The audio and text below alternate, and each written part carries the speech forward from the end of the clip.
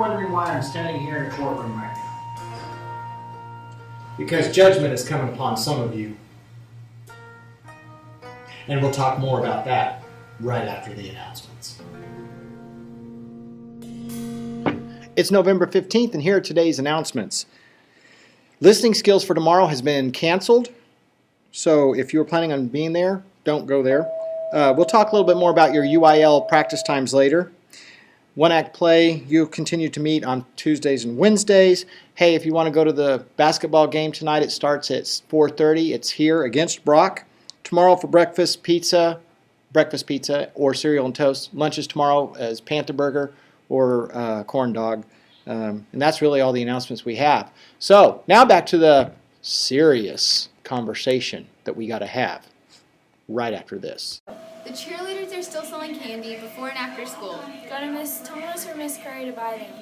They're $1. Today's conversation is about what some of you are calling tagging, where you take someone's iPad and take a picture of yourself and then save it as their background without their knowledge of it. This is against school policy. And so I've got two ways in which I'm going to handle this. First, the comedic way. Mr. Dahl here about to lose his head. That's pretty funny. I don't care who you are. But we got to get serious. We're going to bring in serious Mr. Dahl at this time. Serious Mr. Dahl, how do you feel about this situation? Not happy.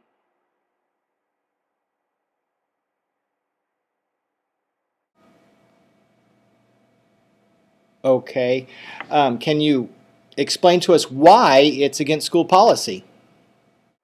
It's against school policy because you're only supposed to be on, just like on a computer, you're not supposed to be on someone else's login. Well, the things that happen to an iPad are also the responsibility of the owner of that iPad.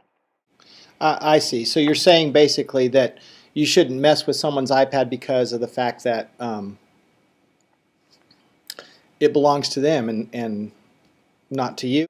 And the iPad is for productivity, not for clowning around.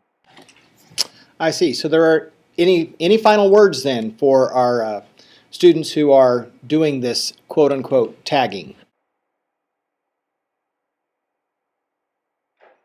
Quit it. Thank you, Serious Mr. Dial. That's Serious Mr. Dial with his final thoughts there. We're going to take it back over to Funny Mr. Dial at this time, or Goofy Mr. Dial. Any final words on this situation, Funny Mr. Dial?